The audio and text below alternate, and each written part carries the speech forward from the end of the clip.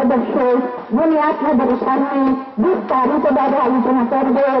আমি আহ্বান রাখছি একটাই, যে সমস্ত অংশের মানুষকে আমাদের বুঝাতে হবে, ওই বুথ কেন্দ্রে আসা একটি মানুষকে বুঝাতে হবে যে আমার বুথ এলাকায় যাতে সমস্ত বুথ আমরা বামপন্থের পক্ষে দিতে পারি, বামপন্থকে শক্তিশালী করার সাথে ওই যে যারা জনবিরোধী নীতিতে যারা বিশ্বাসী সেই সমস্ত মানুষের কাছে আমরা যাব, আমরা বলবো তোমরা কি চাও না 2 টাকা কেজি দেবে চাল পাক সারা ভারতবর্ষের মানুষ? তোমরা কি চাও না এই রাজ্যের উন্নয়ন? তোমরা কি চাও না যে আরো দেশের জনহিত করে আরো ভালো ভালো সিদ্ধান্ত বামপন্থ নিয়ে এদেশের গরিব মানুষের পক্ষে তাদের নীতি প্রণয়ন করতে পারে, পরিকল্পনা প্রণয়ন করতে পারে? তার জন্য বামপন্থীদেরকে আরো বেশি আসলে সেখানে লোকসভায় আমরা পাঠাতে চাই। আমরা ত্রিপুরা রাজ্যের 2টি আসনে আমাদের জয় নিশ্চিত। আমাদের ত্রিপুরা রাজ্যের 2টি আসনের জয় সারা দেশকে উৎসাহিত করবে, দেশকে পথ দেখাবে। সেখানটাতে যাবে আমরা বলছি কমরেড জিতেন্দ্র চৌধুরী পূর্ব ত্রিপুরা লোকসভা আসনের প্রার্থী, রাজ্যের মনোমন্ত্রী, এর আগে অন্যান্য দপ্তরের মন্ত্রীর দায়িত্ব পালন করেছেন, দক্ষ প্রশাসক।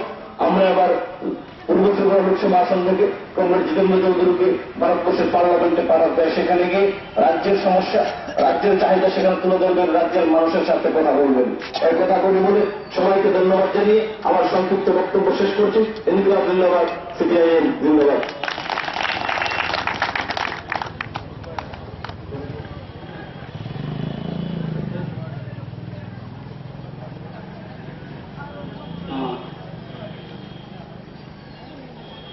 আজকে যারা উদ্বোধন করলেন শ্রদ্ধেয় কমরেড জ্যোতির্ময় ভট্টাচার্য। আপনারা জানেন যে 12ই এপ্রিল আমাদের পূর্ব ত্রিপুরা উপজাতি সংরক্ষিত আসনের নির্বাচন হবে। এই নির্বাচনে আমাদের রাজ্যের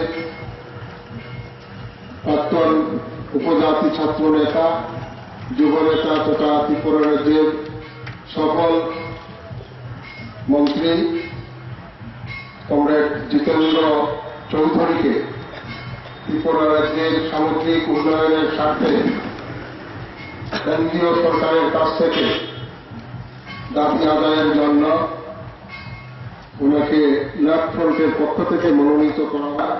আমাদের দলের সংগঠন সারা ভারতবর্ষের সব রাজ্যে তেমনভাবে মজবুত এখনো হয়নি, বামপন্থী অন্যান্য দলগুলোর আছে।